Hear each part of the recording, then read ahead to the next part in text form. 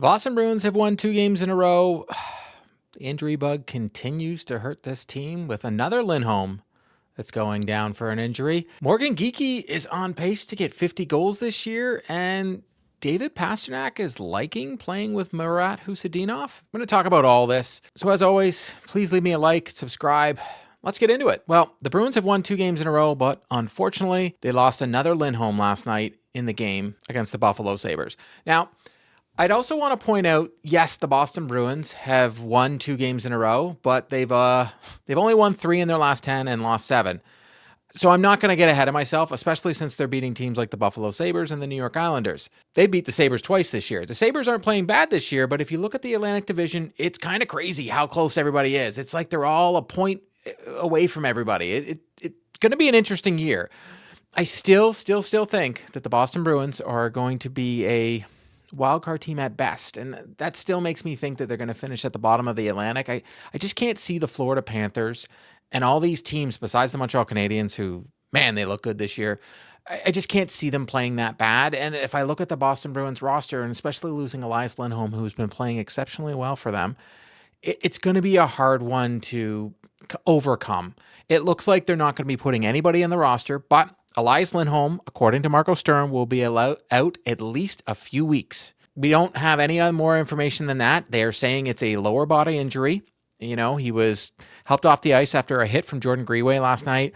We know Nikita Zadorov tried his best to try and fight him last night. I wish Mikey Easemont didn't have to do what he did and Zadorov just picked somebody else. It was very interesting. I saw Zadorov jawing with Greenway on the bench, and he was trying to get him to go, and he even said that after the game that he was kind of trying to get him to go because of something that previously happened where Zadorov dropped the mitts for Buffalo on a hit that wasn't so bad, but he did it for them, and he felt like Buffalo just didn't want to play nice in the sandbox here. So I would expect the next time the Boston Bruins play the Buffalo Sabres, my hope is we'll see more pushback from this, because it's one of the things I've seen from the Boston Bruins this year. I haven't been liking the pushback. You know, yes, they won the game last night, but they let Buffalo back in that game, and they almost lost it in overtime. Great goal by Murat Husadinov. Love him. I love his play just because he is so fast. I'm really liking what we're seeing from him, but losing Elias Lindholm, I do think that's going to hurt them over an extended period of time. It sounds like they're going to call no one up from Providence. They're going to throw Johnny Beecher into the lineup, and they're going to leave Providence the way it is. For those who don't know, the Providence Bruins are one of the best teams in the AHL this year. You've got half the team, well, not half the team, but most of the forward group, they're in the top 20 in scoring. Patra, Lysell, Mirkulov, they're all doing extremely well this year in Providence. I'll throw their standings and the stats while I'm talking here right now. But Providence has been a very good hockey team, and I have like a conspiracy theory, and this is just a wild take about the Providence Bruins this year. I think that the Boston Bruins are going to leave those guys down there unless you get extended injuries for extended period of time. If Lindholm, who's going to have an MRI later on this week, if he's out for an extended period of time, then maybe they'll bring someone up from Providence. I would hope that it's Matthew Patra, but it might not be. They might just move Zaka back over to the center. Today at practice, they had Husadinov at center at the top line. And then they just moved Geekie back up. I'm wondering what they're going to do here, because I didn't like the way Johnny Beecher had played, but then again, I haven't liked the way a lot of players have played. The Boston Bruins have had a tendency to leave their goalies hung out to dry, and even after the game, Marco Sturm was asked if he's going to play Korpisalo again, and he said at the beginning of the year he wouldn't have thought that. He's undecided whether he's going to do that, but then again, Korpisalo just won a game against the Islanders and the Sabres. And in fact, a game against the Sabres, I thought Korpisalo played very well. The game against the Islanders, he played well in the second and the third, but he did not have a good first period. And even against the Buffalo Sabres, I think if they're playing a very good team, the Boston Bruins lose that game. There was a play where Korpisalo tried to play the puck, and he actually passed it to the Buffalo Sabres. He actually did it twice in the game. He was having issues with his rebounds. And the Boston Bruins, again, go back. I can't show game film because, the NHL will come after me, but go back and look at the goals that are being scored on the Boston Bruins. Press freeze frame on the plays. It's unbelievable how many times these guys from the opposing team are left alone.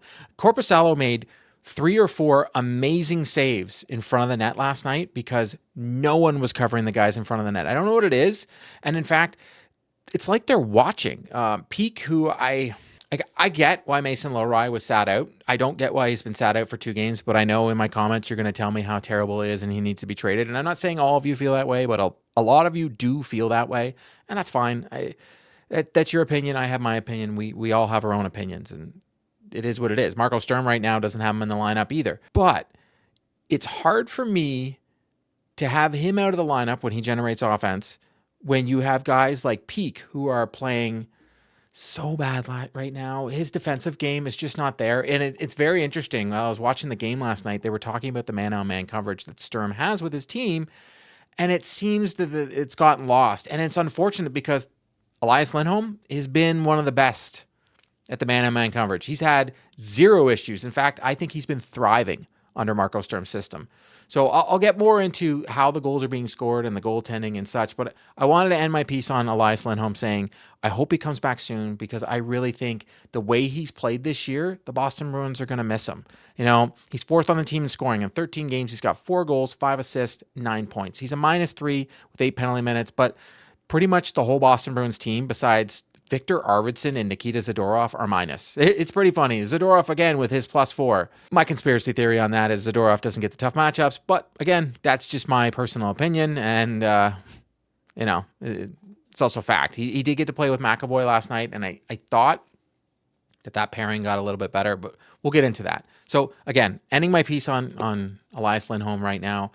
The Bruins are going to miss him. It's very going to be interesting to see how long he's out and what they do, because as of right now, it doesn't seem like they're calling anybody up from Providence. But I want to hear from you. Do you think that losing Elias Lindholm is as big of a deal as I seem to think it is right now, just because of how well he's been playing, especially on the power play? He's got 4 power play goals this year. He's got 4 goals. Elias Lindholm has been very good on the power play, and he's been very good at the center, at the faceoff dot, and they're going to miss that. But let me know in the comments. I wanted to get into the Boston Bruins winning their last 2 games. Yes, it was against the New York Islanders, but again, it was also against the Buffalo Sabres.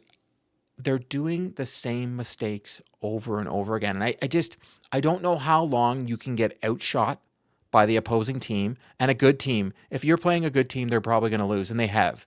When they play the good teams in the NHL, the Boston Bruins haven't beat them this year. The only good team I would say would be they beat a game against Colorado, and that first game against Washington's the first game of the year, but they did get a win against Colorado.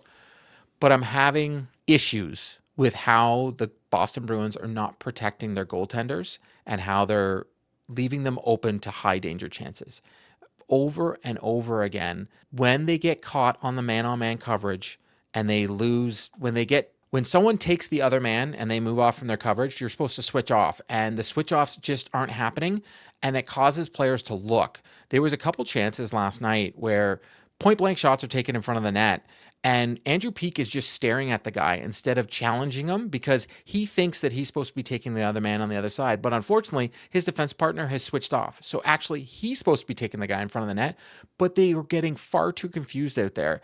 And to be totally honest, Marco Sturm's system isn't that hard to get. And I understand if you've been playing the same system over and over again for years that it's hard to just switch off. But this excuse of not having the practices, I'm just not going to have it anymore. This Boston Bruins team has got to get their act together, because if they continue to be outshot like they are, they're not going to win a lot of hockey games.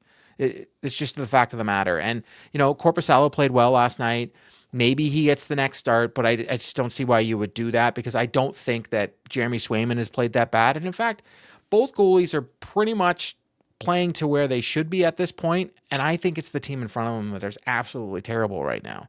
Defensively, it's becoming frustrating to watch, and it's interesting who Marco Sturm is pointing out, and I've got a conspiracy theory about that, and it's going to be a hot take, and I know not a lot of people will agree with me, but Marco Sturm, if the Boston Bruins can't get their act together and they'll start losing again, I wonder if the head office gets fired at the end of the year, does that even mean that the coach gets fired? It's very interesting what's happening with the Boston Bruins right now. They're the heaviest team and the tallest team average in the NHL right now, and they look like the slowest team in the NHL right now. If it wasn't for Morgan Geekie and David Pastrnak, Pasternak's got 7 goals in 13 games, Morgan Geekie's got 9 goals. Geekie is on pace to score over 50 goals this year. Guy, he's only got 2 assists, though. He's scoring a lot of goals, but Pastrnak, 7 goals, 10 assists. He's assisting a majority of Morgan Geekie's goals, and I think both of them when they score, the Bruins pretty much win. They're both carrying the Bruins on their back right now. I would say Zacha's playing pretty decent hockey, and Elias Lindholm was as well. McAvoy's got 8 assists. EC Mott, who I love, 3 goals, 4 assists, 7 points. Middlestat, 3 assists, 3 goals, 6 points. Mason Lowry, who has been sitting the past couple games, 1 goal, 5 assists. He's second on the Boston Bruins blue line for points, but hey, he's not playing. I'm very confused with a lot of the messaging we get, because Marco Sturm, when they lose, says we have passengers. When they win, he says we've got to clean up some of our mistakes, but he likes the way they're playing. And I wonder what he's watching, because if you watch that first period of that Buffalo Sabres game, yes, they score 2 goals, but man, it wasn't near the end. It wasn't until like halfway, and so many bad chances they were giving up Buffalo. And if it wasn't for Korpisalo, they would have lost that game last night. Like 100%. He bailed them out countless times because the amount of opportunities that they're giving up. And it's not just the defense that are doing it. And I don't want to single out guys like Geekie and Pasta, because I think they're doing their part. They're offensive players. That's their job.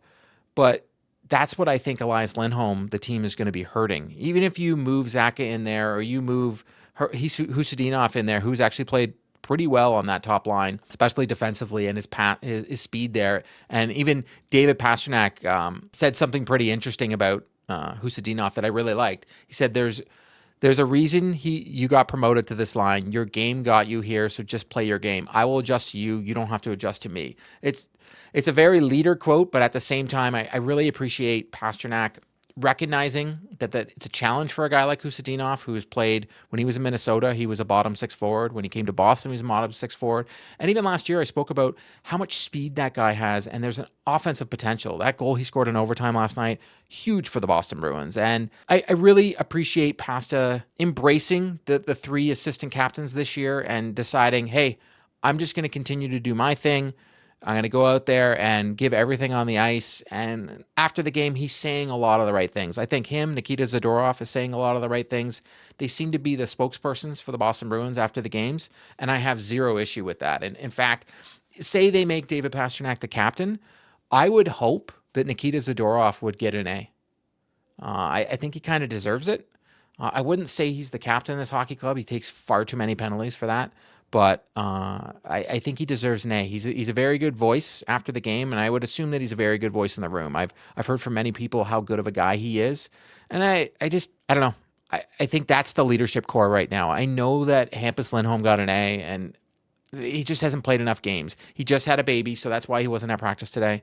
He wasn't at practice the other day. It's great for the team to give him that. He at least played in the game. But I really appreciate Pastrnak, kind of stepping into that role. He even went on more. David Pastrnak said he's an awesome guy, great kid in the room, and everybody loves him. He brings such a positive energy every single day. We couldn't be happier for a guy like him. It's great to hear. We talk about them not playing the kids.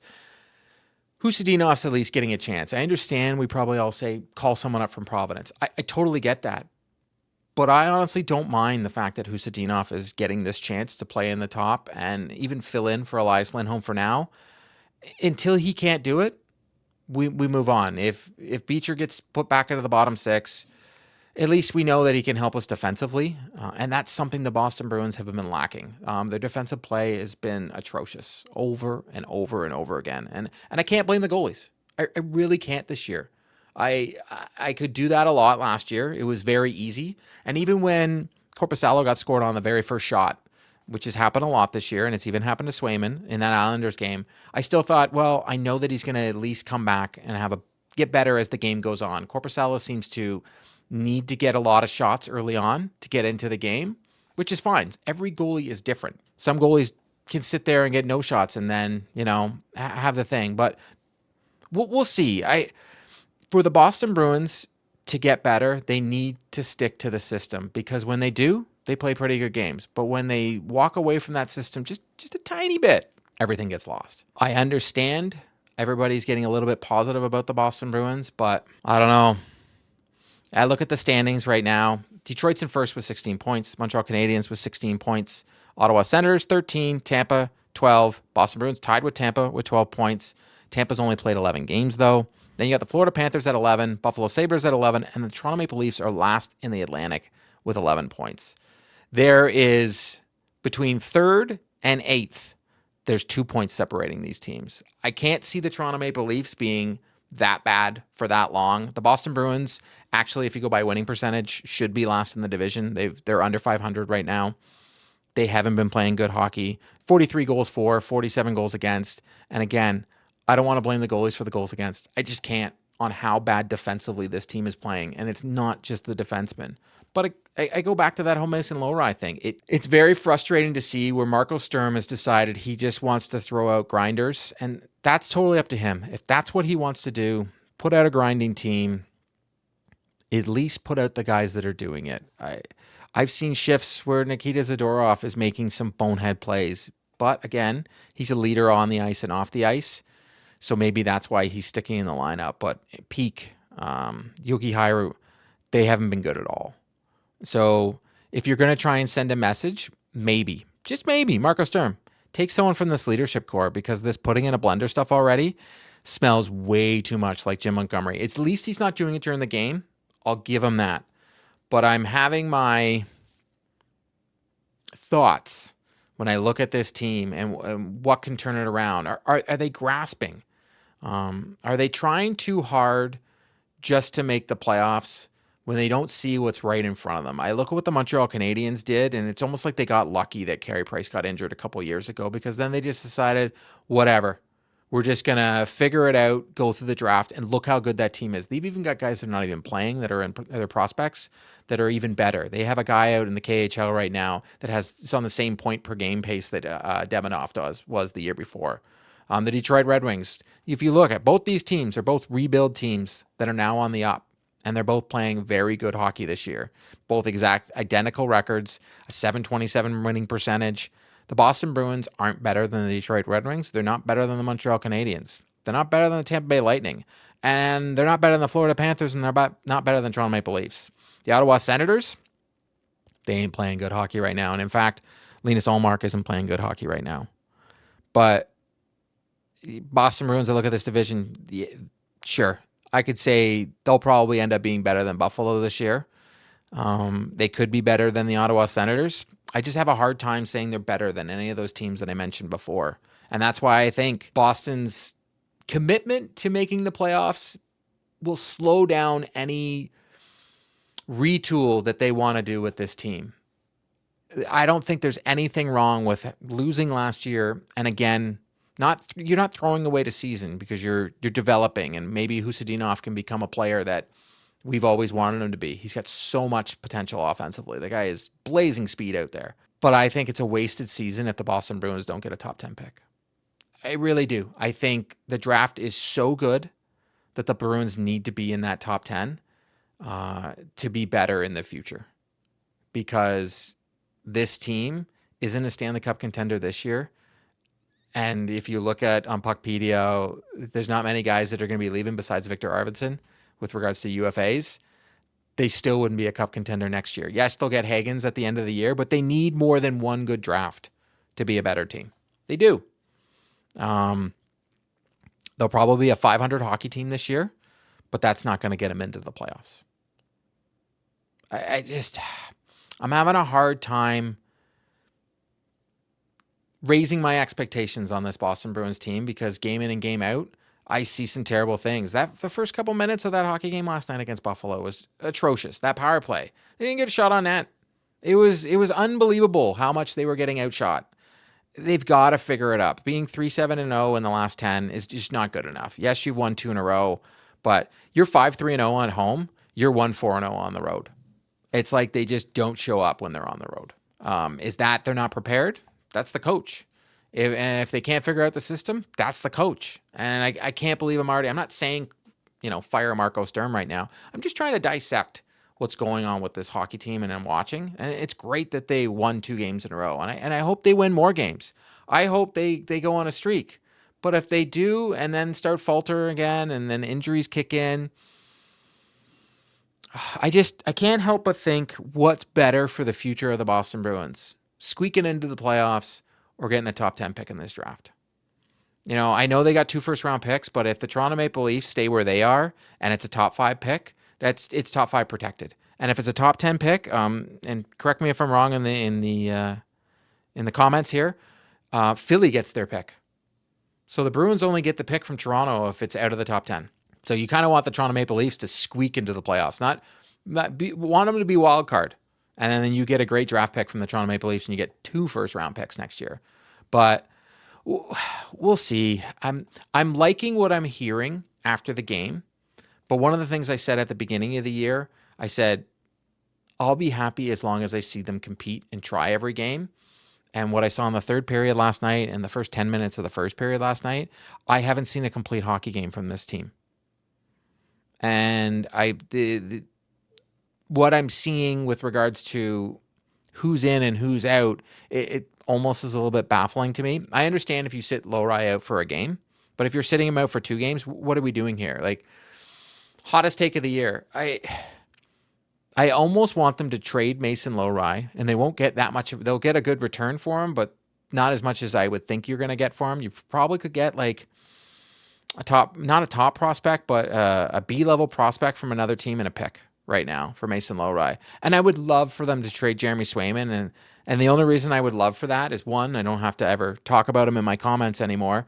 And 2, it's like those years when everybody asked for Tuukka Rask to be traded, and I still boggles my mind when the Tuukka Rask hate, but it's almost like the fans that want Jeremy Swayman to get traded deserve to see that it's not him. I'm the biggest doubter in Korpisalo, but I watch those games and I can't fault him. Yeah, he makes some bonehead plays with the puck. His rebound control isn't there, but he's got no one helping him. And in that Colorado game, leaving him in net, whatever. Again, that makes me think, at this point, is the relationship between Jeremy Swayman and the front office so distant that you might as well move on from the guy? And I guarantee you, if he went to a contending team like the Edmonton Oilers or the Colorado Avalanche, he would look like one of the best goalies in the league. Statistically, under analytics right now, Swayman is saves above expected. He's one of the good ones in the league right now. But hey, I'm wondering if Marco Sturm is being influenced by the front office or what he's doing, because sending a message or sitting these guys out for this extended a period of time doesn't send a message. It does the opposite. I understand you don't want to mess with a good thing and you're winning, but you're only beating the Buffalo Sabres, who are a 500 team, and the New York Islanders, who are a 450 team. They've won 4, they've lost 5. They're just as bad as the Boston Bruins. They've actually got a better record in their last 10 with 4, 5, and 1. They've lost 2 in a row, though. It's not like you beat the New Jersey Devils. I was about to say the Pittsburgh Penguins, but like, Sidney Crosby's on a mission this year. He's decided, I'm not getting traded, I'm going to the playoffs. Good for him. The Pittsburgh Penguins this year remind me a lot of the Capitals this year, who Capitals are, they're 6-4-0. They're playing okay hockey, but it's very interesting to see what's happening surrounding the Boston Bruins. And I can't help but think, and you can tell me if I'm wrong, that the best thing for this team is to stay at 500 and just get a top 10 pick. But let me know in the comments. It's not a long video. It's just, I wanted to get something out. I wanted to get the whole Elias Lindholm getting it injured, and Hampus is out, but he should be fine. We've got him back. He looks great in the lineup. They're better with him in the lineup. I did like the pairing of Zadorov and McAvoy last night. I thought it was better than the Lowry pairing. Maybe put Lowry with Andrew Peeke and he'll start playing defense again. I don't know. Just a thought, but let me know in the comments. Hope you have a great weekend. Leave me a like. Leave me a subscribe. See you next time.